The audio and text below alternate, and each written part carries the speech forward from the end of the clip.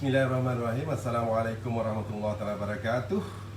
Kembali bersama saya pada petang ini, hari Rabu seperti biasa jam 3.30. Saya lewat sikit sebab tadi bergegas daripada KL, ada satu appointment, dan alhamdulillah sempat sampai. Lewat saya minta maaf okay. Right. Tapi pada hari ini saya ada satu topik penting yang saya nak sembang, dan mungkin saya kupas sikit tentang Omicron. Okey, orang kata the mother of all COVID sebab namanya Omicron. Omicron. Okey, right. Tapi begitulah hakikatnya, yang mana kita dah nampak peningkatan daripada kes yang berligar sekitar 2-3 ribu beberapa hari yang lepas, dan pada hari ini telah mencatatkan peningkatan sehingga 17,000. Oh my god. Okey. Susah nak cerita, tapi sebenarnya kita dah jangka benda ni akan berlaku. Sebab itulah pihak kerajaan giat menggalakkan rakyat Malaysia untuk mendapatkan booster bagi memperkuatkan sistem imun masing-masing. Okey, right. So, apa cerita Omicron ni? Okey. Omicron ni kita tahu dia adalah satu varian yang terbaru. Saya rasa beberapa live saya yang sebelum ni memang saya cerita Omicron je lah, kan? Tapi yang kita tahu memang Omicron ni dia mudah berjangkit. Dia lebih kurang 5 kali ganda daripada Delta yang dah memang pun mudah berjangkit. Bayangkan, benda yang dah mudah berjangkit, ada lagi yang mudah berjangkit. So namanya Omicron, kan? 5 kali ganda. Dan kita tahu dia punya tempoh bertenang ni, iaitu incubation period pendek. Maksudnya lepas berjangkit dia ambil masa 2 hari, 3 hari dah menunjukkan simptom. Okay, berbanding dengan dulu mungkin ambil masa 4 hingga 5 hari, sekarang 2 hingga 3 hari. Sebab itulah dia sangat cepat tersebar. Dan semalam 13,000, hari ni dah 17,134 ke, something like that. Okay, dan tak tahulah beberapa hari lagi berapa agaknya akan dicatatkan di negara kita yang tercinta. Sebab kalau kita ambil contoh, dan saya telah bentangkan ini juga pada live saya yang lepas, di United States contohnya, pada awal Januari yang lepas mereka telah mencatatkan 1 juta kes positif dalam satu hari. Dan mereka juga telah mencatatkan peningkatan sekitar 904% dalam masa 2 minggu. So kalau kita tengok situ, daripada angka kita 3,000, kalau naik 900%, dia akan berlegar sekitar 27,000 hingga 30,000 sehari. Itu kalau kita ambil apa yang berlaku di negara-negara yang telah yang telah menghadapi gelombang Omicron ini. Right. So apa sebenarnya yang kita boleh bincang hari ini? Yang saya nampak, semalam saya ada tengok R0 kita sekarang dah berjumlah, semalam hari ni saya tak tahu apa, mungkin tak sempat nak rujuk tadi, bergegas sangat. R0 kita, R0 tu R0 dia betul kan? R0 kita ialah 1.39. apa maksud R0 ni? Kalau 1, maksudnya angka positif tu akan sama saja setiap hari. Kalau bawah daripada 1, insya-Allah angka tu akan menurun.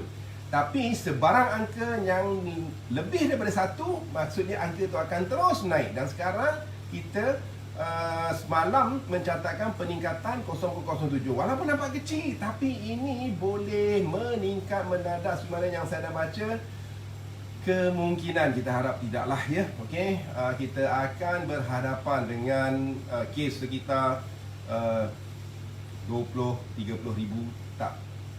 Tapi sekarang pun dah 17 kan. So tak lama dah tu. Kan 17,134. So dah tak lama dah tu. Well, so berbalik pada topik, are we ready? Are you ready? Untuk berhadapan dengan krisis Omicron ini. Right.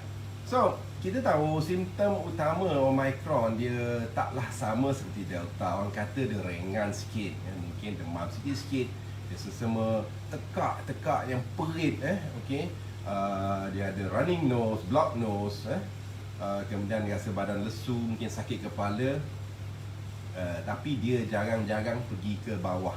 Maksudnya jangkitan tu lebih fokus, sebab mungkin jangkitan tu terlalu laju, dia fokus lebih di bahagian atas. Dan saya dah bincangkan cerita itu di live saya yang lepas.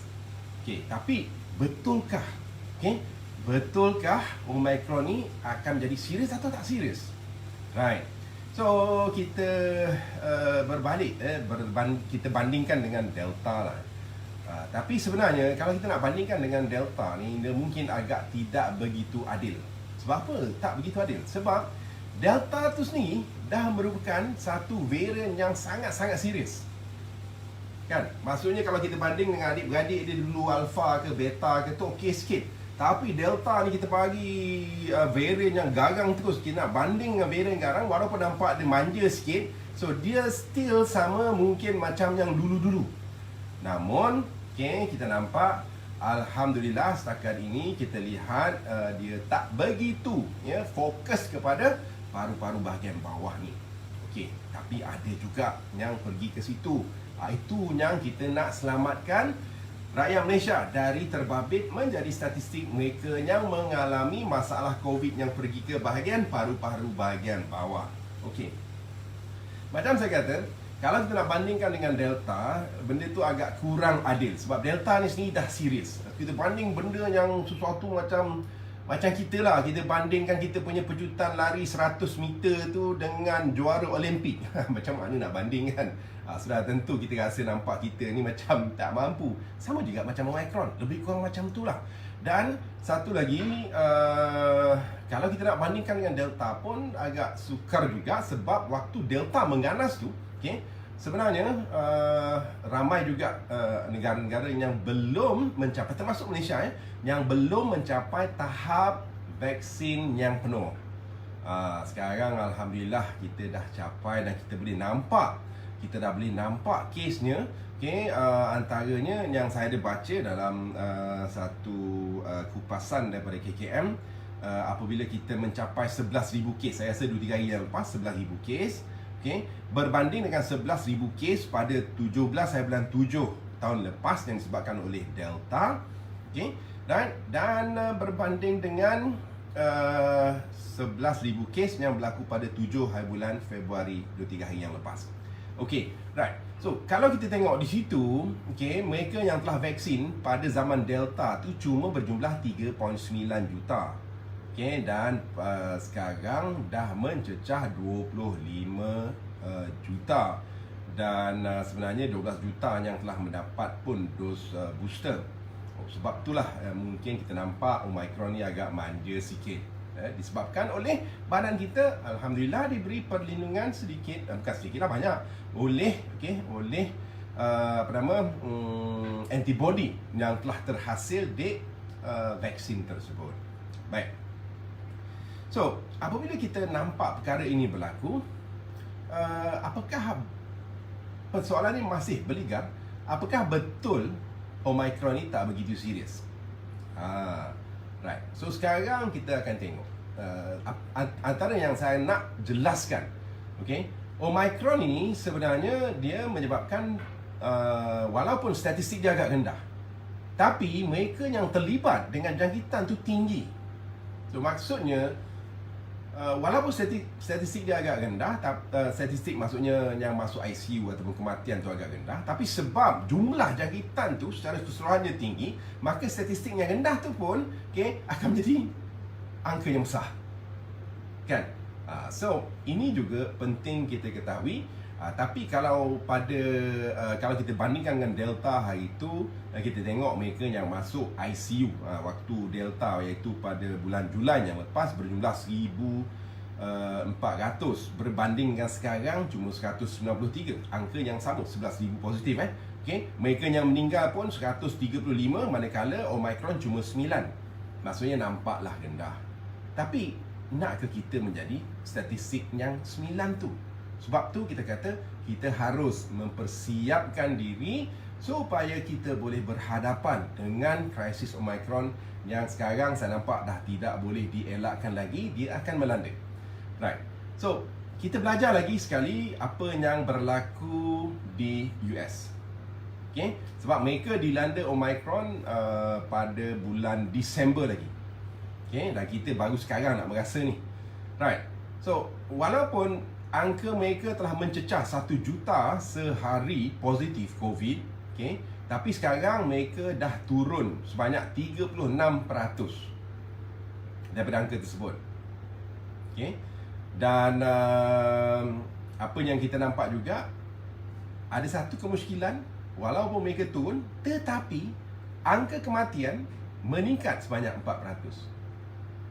Maksudnya di sini kita masih tahu mereka yang dimasukkan ke ICU, mereka yang serius mengalami jangkitan ini, mereka masih pada tahap yang orang kata kritikal, harus berhadapan dengan kemungkinan menjadi mortality.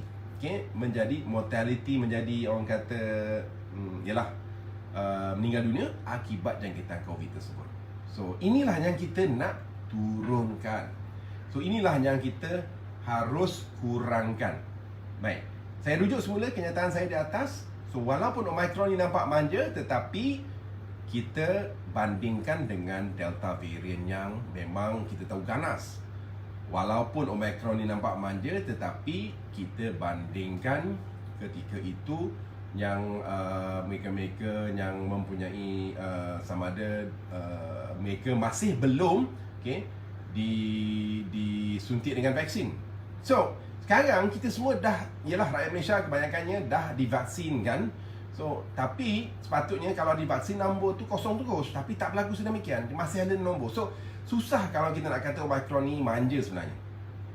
Susah kita nak katakan bahawa Omicron ni ringan. Mungkin ringan sikit daripada Delta lah, tapi sebenarnya masih mempunyai risiko yang tinggi seandainya anda dimasukkan ke hospital dan terdiri daripada golongan 3, 4 dan 5. Sebab itu saya kata, we ready. Adakah kita ready? Mungkin orang mempertikaikan, dulu kita kata bila bagi vaksin ni, isu dia kita akan mendapat herd immunity. Biasa dengar kan, herd immunity.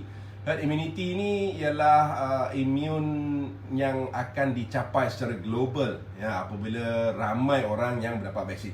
Tapi apabila kita kaji balik, orang kata istilah herd immunity ni sekarang dah agak sukar untuk kita capai. Kenapa? Sebab realitinya, kita tahu sekarangnya kalau kita nak capai herd immunity ni, paling pentingnya ialah seandainya vaksin yang kita bagi tu tidak menyebabkan jangkitan. Tapi sekarang kita tahu, walaupun divaksin, tapi masih menyebabkan jangkitan. Masih menyebabkan jangkitan yang tak serius. Tapi kalau tak menyebabkan jangkitan terus, so mudahlah kita nak mencapai herd immunity. Dan sebagai penyelesaiannya ialah apabila maksudnya semua rakyat Malaysia ataupun rakyat dunia ni divaksin. Maksudnya 100% orang divaksin. Tapi kita tahu juga vaksin sekarang ataupun baru-baru ni sebelum vaksin yang dibenarkan ke atas kanak-kanak, dia melibatkan mereka yang berusia 18 tahun ke atas. So masih ada golongan 0 hingga 18 tahun, baru lahir hingga 18 tahun yang masih tidak dilindungi oleh vaksin. Sebab tu herd immunity tu susah, sebab dia masih akan berlaku transmisi ataupun masih akan berlaku jangkitan kuman itu. Sebab tu dia susah nak potong, susah nak basmi terus. Itu fakta yang pertama. Dan fakta yang kedua, kita nampak bahawa COVID, SARS-CoV type 2 ni, dia bukan jenis jangkitan biasa-biasa. So, dia banyak menghasilkan varian.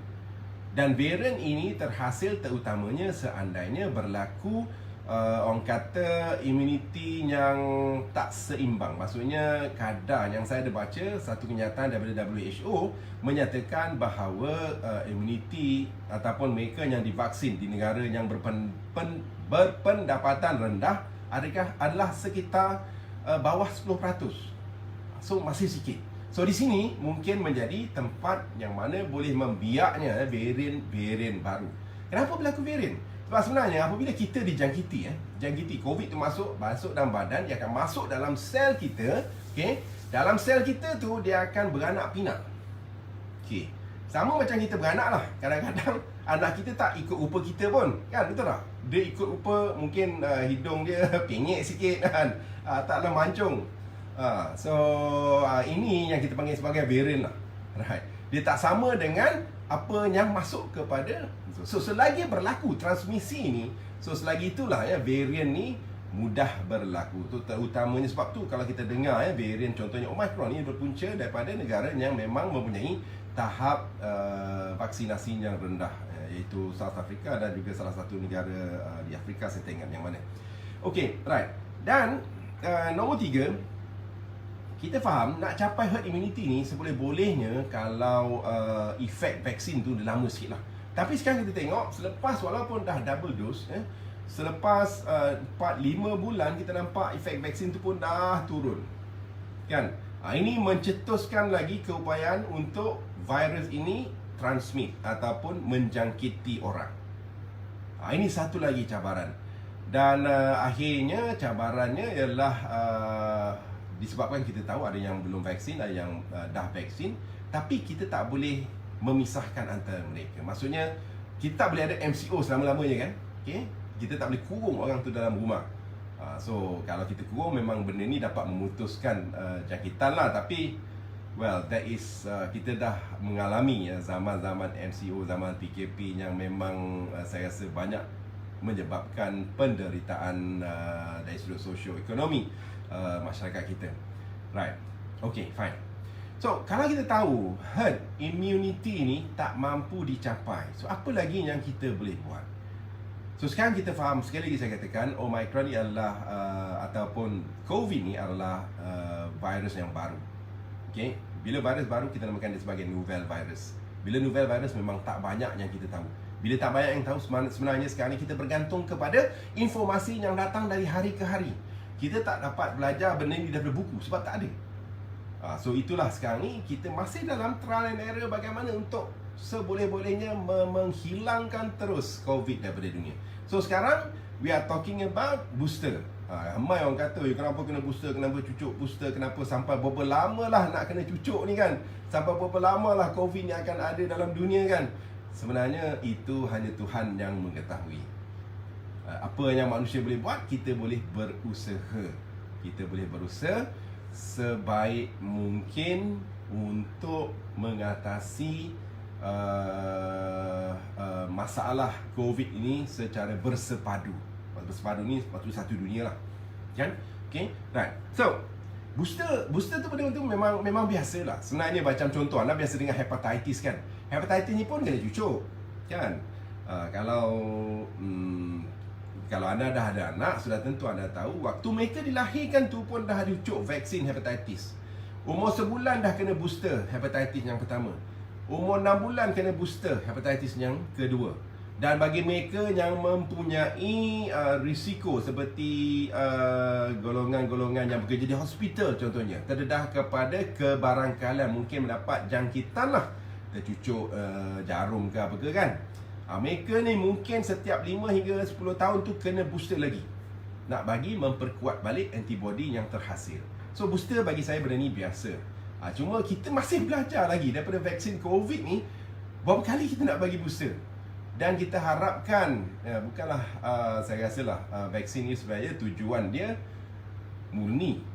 Ni mungkin ramai orang akan bash saya kalau saya cakap macam tu, kan. Memang tujuan dia ialah untuk menghalang jangkitan, mengelakkan kemasukan ke hospital, mengelakkan komplikasi yang serius menyebabkan masalah pernafasan yang serius hingga terpaksa diberi intubation, rawatan pernafasan, bantuan pernafasan, ataupun terpaksa tersadai di ICU sampai menyebabkan paru-paru anda rosak ataupun boleh menyebabkan kematian. Okay, right. So itu kita faham. Tapi kalau tanya saya lah sampai bila booster, memang saya pun tak tahu. Harap-harapnya inilah booster yang terakhir. Mana tahu ini yang mungkin boleh berlaku. Mana tahu Omicron ini sebabkan oleh jangkitan yang menyeluruh, Dia apabila jangkitan sama juga kesannya macam vaksin, maksudnya dia akan menyebabkan badan kita menghasilkan antibody kan. Dengan jangkitannya menyeluruh, sekarang pun dah hampir 3 juta rakyat Malaysia yang pernah positif COVID. Okey. Ini akan menyebabkan hampir kesemua penduduk, bukan saja Malaysia tapi dunia, mempunyai antibody terhadap COVID. Dan apabila ini berlaku, kemungkinan transmisi itu tidak boleh, ataupun kadar jangkitan itu tak boleh berlaku dengan lancar, dan mungkin lambat laun, okay, COVID ni makin lama makin pudar dan insya-Allah hilang terus daripada dunia. Itulah yang kita doakan. Right. So, problem yang kita sekarang kita hadapi sebenarnya bukan kita nak tengok herd immunity lagi, bukan kita nak tengok masalah booster, tapi sebenarnya kita harus berhadapan, berhadapan dengan masalah. Kita tak boleh lagi, dengan Omicron. Bagi saya lah, Omicron macam mana pun, bila saya dengar US macam tu, saya kata ini tak lama dah, dan memang dijangka bulan 2 ni akan datang ke Malaysia. Okay, dah sampai pun. Okay, tak adalah siapa ke nak apa nama palu kompang tu. Tapi dah memang sampai pun ke Malaysia. So, kita harus berhadapan. So, bagaimana kita nak berhadapan? Bagaimana kita nak memperkuatkan diri kita supaya kita tidak terdiri daripada mereka yang mempunyai komplikasi yang serius. Dan kita tidak juga membebankan frontliners kita yang kita tahu apabila kes terlalu tinggi, kalau semua tu dihantar kepada CAC, masuk hospital dan segalanya, memang penuh lah. Kesian dah orang tu. Kan, doktor adalah doktor kontrak kan. Tapi gitulah hakikatnya. Mereka terpaksa bekerja dengan suit yang tebal tu, PPE tu kan. Tak ada siapa yang sanggup buat sedemikian. Right? Tapi itulah hakikatnya. So, apa tugas kita? Kan? So, are we ready untuk berhadapan dengan Omicron ini? Sebenarnya memang selaku seorang doktor lah, saya memang percaya kepada vaksin. Okay? So, kalau anda belum divaksin, sila dapatkan vaksin booster. Sekarang dibuka oleh kanak-kanak yang dah dibuka. Juga kepada warga-warga yang terutamanya mempunyai comorbid, especially please get your vaccine. Walaupun kita tahu vaksin ini yang antara vaksin yang mempunyai orang kata kesan, bagi setengah orang mempunyai kesan yang tidak begitu dapat terima ataupun boleh menyebabkan masalah kesihatan. So, sebab tu tak salah saya, minggu lepas saya dah keluarkan, apabila kita nak pergi vaksin tu, jangan lenggang kangkung. Bukan pergi vaksin bawa IC aja. Okay? Tolong persiap, sediakan diri anda. Maksudnya anda harus pergi mendapatkan vaksin setelah badan anda bersedia. Apa maksud bersedia? Maksudnya anda dah cukup tidur, anda dah gerakkan sistem imun dalam badan dengan bersenam secara istiqamah, bukan senam dengan agresif, cuma jalan kaki setiap hari 30 minit. Okey, anda dah dapat kawal stres, anda dah kawal pemakanan, gitulah lebih kurang. So, bila badan dah bersedia, anda pergi vaksin, insya-Allah dia tak akan menyebabkan side effect yang serius. Masalahnya orang pergi dengan kangkung, dengan kanan tak cukup tidur, stres apa segalanya, pergi kena memang tergolek macam tu. Kan? So, pergi vaksin, siapkan diri anda. Okey, supaya badan anda dapat menerima mungkin kesan keradangan yang orang acute yang disebabkan oleh vaksin tadi. Yang tidak balas sistem imun kita dalam badan. So, kalau badan kita bersedia, insya-Allah dia tak datang sangatlah kesan sampingan seperti yang kita dengar tu. Masalahnya kita pergi dengan gulanya 20 ke atas, tekanan darah tinggi tak terkawal, tak menjalani gaya hidup sihat. Itu yang mereka yang selalu mempunyai masalah kesan sampingan akibat daripada vaksinasi. Baiklah. So, saya dah jelaskan. Cuma sikit pada hari ini saya nak sentuh, saya nak sentuh tentang nutrisi. Sebab saya ada baca kajian baru.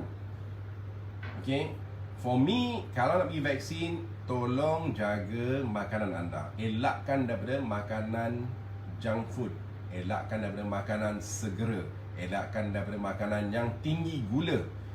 Seelok-eloknya 2 minggu sebelum anda pergi vaksin, supaya badan anda tidak terdedah kepada keradangan. Okay? Sebab vaksin ni sendiri dah menyebabkan keradangan, ataupun jangkitan tu sendiri boleh menyebabkan keradangan. So anda nak elakkan benda ni. Sama ada anda terkena jangkitan Omicron ataupun tidak, kalau badan anda berada dalam keradangan, so lagi tinggi kebarangkalian anda untuk mendapat komplikasi yang lebih serius disebabkan oleh jangkitan COVID ataupun vaksin tersebut. Okay? Right.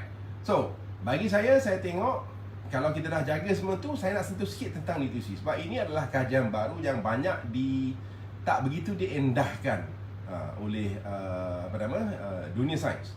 So, kajian terbaru ini dikeluarkan dalam dia ada dua, satu daripada Medical News Today. Okay? Sebab memang untuk nak dapatkan vitamin itu, kita digalakkan untuk mengambil pemakanan yang sihat kan. Buah, sayur, dapatkan vitamin D yang mencukupi. Tapi ini kajian, tapi bukan di Malaysia ya. Ini daripada Medical News Today, ini di US. Walaupun mereka ataupun mereka tuju rakyat mereka untuk mengambil diet yang seimbang, terutamanya di waktu COVID ini, tetapi apabila dikaji secara rawak, mereka mendapati 95% ya, daripada rakyat mereka kekurangan vitamin D. D for Denmark, D. 95%, kan? Kemudian 84% daripada rakyat mereka kekurangan vitamin C. Walaupun mudah didapati daripada buah, tapi tak makan buah nak buat macam mana? Kan? Ataupun makan buah tak mencukupi. Right.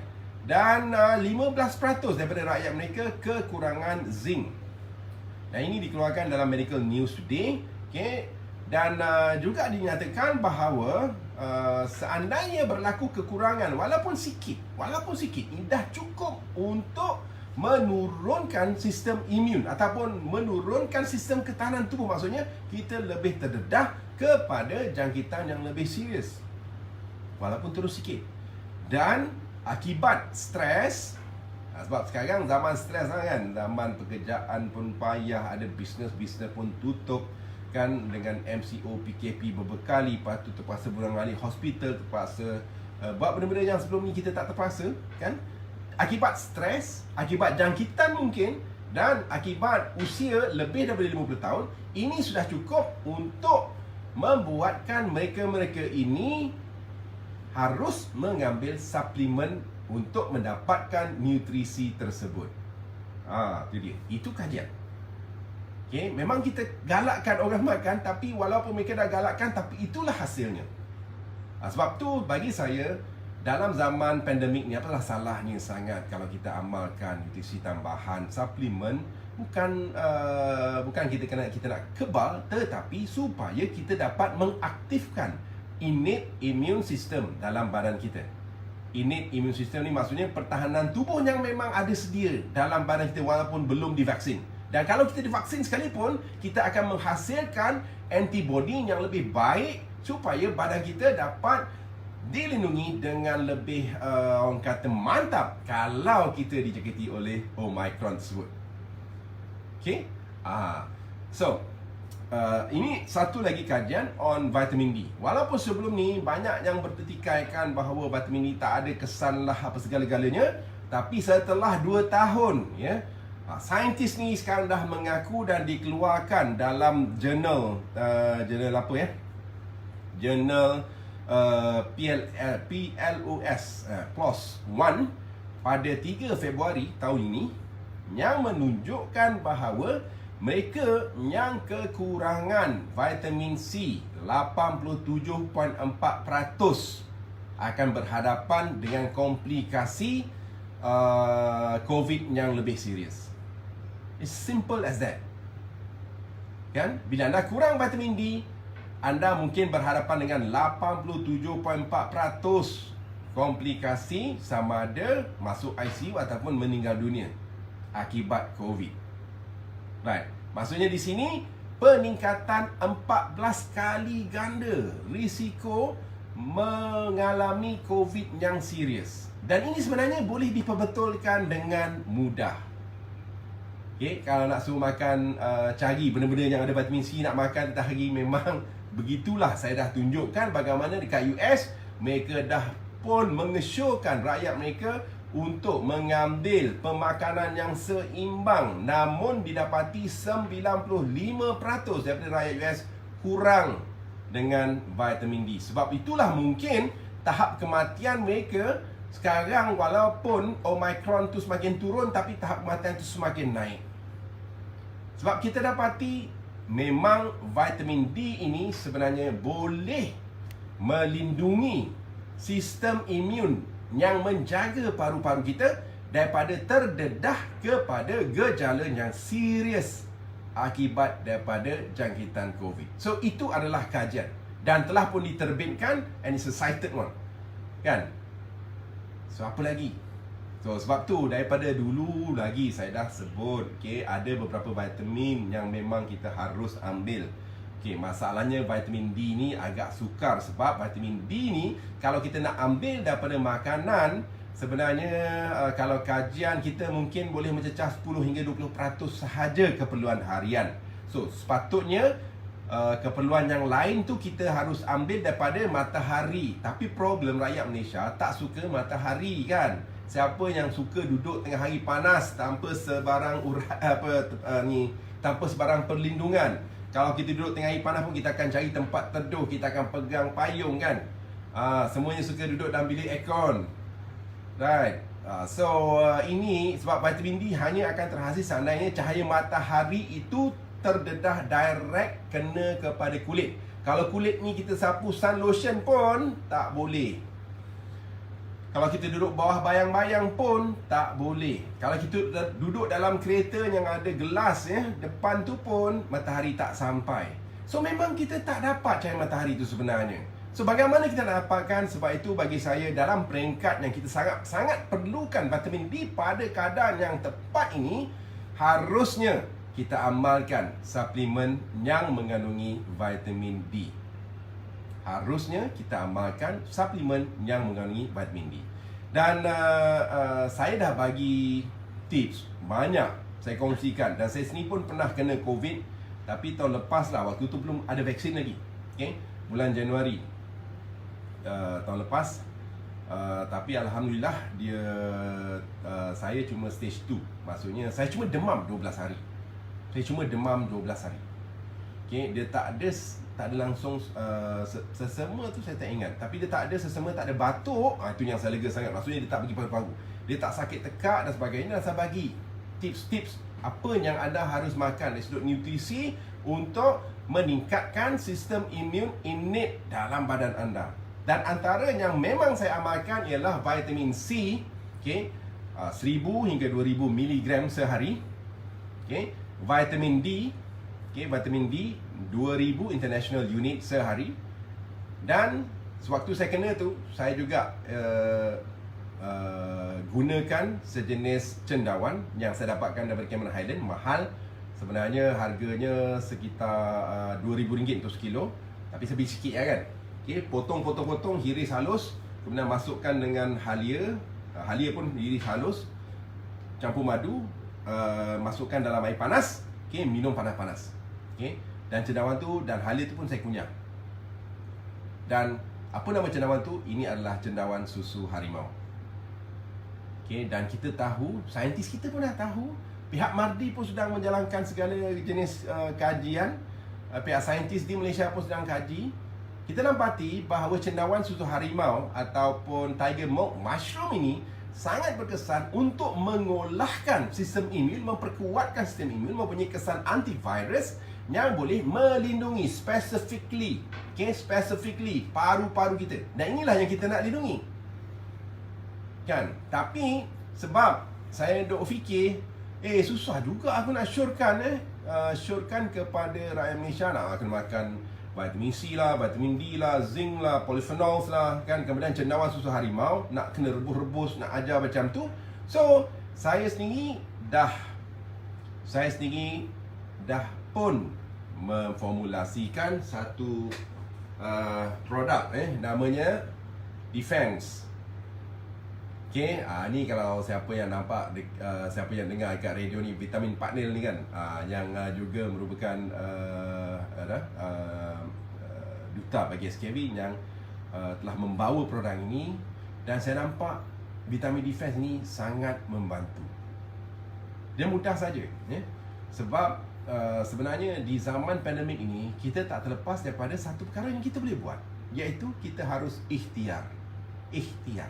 Takkan kita nak duduk tunggu, wahai COVID, silalah masuk dalam badanku. Tak boleh. Kita kena ikhtiar untuk melawan. Sebab COVID ni kita tahu, kita tak tahu. Walaupun anda nampak sihat, mungkin dalaman anda tak sihat, penuh dengan keradangan segalanya, dan mungkin anda boleh terjejas dan menjadi statistik untuk mereka yang mendapat COVID tahap 3, tahap 4 dan tahap 5 tu.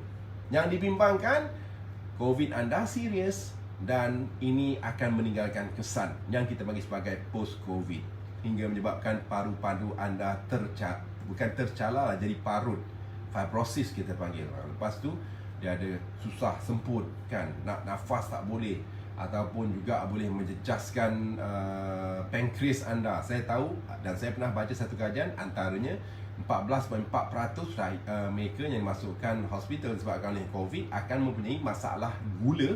Okay? Dan adanya yang keluar sebelum dia masuk hospital, sebelum kena COVID tu, dia tak sakit pun, tapi keluar dia dah kena kencing manis. Sebab COVID, padahal badan dia kurus, elok, sehat, segar bugar. Tapi sebab COVID, post-COVID dia kena kencing manis kan? Sebab post-COVID dia ada masalah ingatan. Sebab post-COVID dia kena masalah macam-macam lah kan? So ini yang kita nak elakkan. So rakyat Malaysia, why not? Kita mempersiapkan diri kita, okay? Kita get ready. Bukan maksudnya kita bergantung semata-mata ini. Dia banyak tempat yang kita bergantung. Yang paling tempat yang kita harus bergantung ialah doa kita pada Allah, kan? Kemudian usahanya. Apa usahanya? Kita kena jalani gaya hidup sehat kita. Jalani gaya hidup sehat kita. Cukup tidur senaman. Jangan lupa, kalau anda obes, kuruskan badan. Kalau anda ada masalah komorbid, sama ada darah tinggi, kencing manis, sila kawal dengan betul-betul. Inilah waktunya, kena kawal betul-betul. Sebab Omicron is coming. Lebih kurang macam itulah kan. Dan di samping itu, insya-Allah anda boleh bantu diri anda dengan mengamalkan suplemen ataupun nutrisi tertentu yang sedikit demi sedikit dah pun dibuktikan oleh dunia sains mempunyai kesan untuk mempertahankan diri anda daripada serangan virus terhadap paru-paru anda, insya-Allah. So antaranya yang saya boleh syorkan dan saya amalkan sendiri adalah defense. Okay? Defense.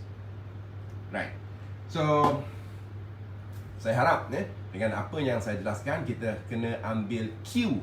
Okay? Kita kena ambil cue daripada apa yang berlaku di negara-negara yang pernah dilanda oleh Omicron ini, yang mana saya pernah tengok di US, sehari saja 1,700 orang meninggal dunia. Jangan buat main. Okay? So kalau ditranslatekan kepada negara kita lah, kalau tengok dari sudut pencongkakan penduduk tu, they are 10 times more than us. So kita mungkin mencapai 170 orang kematian. So kita tak nak benda ni berlaku. So please, Malaysia, be ready. Okay, get your vaccine if you don't have it yet. Okay, tapi sebelum pergi vaksin, ingat pesan saya, jangan pergi saja, tapi persiapkan diri anda. Macam mana persiapkan diri? Tengok live saya sebelum ini. Okay. Nombor 2, of course, jaga penjarakan, elakkan daripada tempat-tempat orang kata ni SOP yang standard tu lah kan. Pakai mask segala-galanya tu, basuh tangan. Dan nombor 3 penting, kuatkan sistem imun badan anda. Okay, dapatkan tidur yang cukup, senaman yang cukup, elakkan stres, kawal faktor komorbid. Yang gemuk, cuba slim down. Okay, tak semestinya yang anda boleh dapat BMI terus kan. Jadi ada usaha untuk slim down tu pun dah cukup untuk memperkuatkan sistem imun anda, dan bantu diri anda dengan mengamalkan suplemen. Dan insyaAllah suplemen ini telah banyak membantu rakyat Malaysia sebelum ini. Defense. Okay, insyaAllah.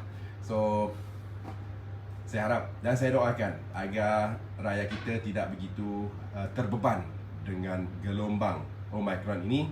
Ya Allah, semoga kita dilindungi olehnya. Okay, harap bermanfaat. Assalamualaikum warahmatullahi wabarakatuh. Kita jumpa lagi minggu hadapan.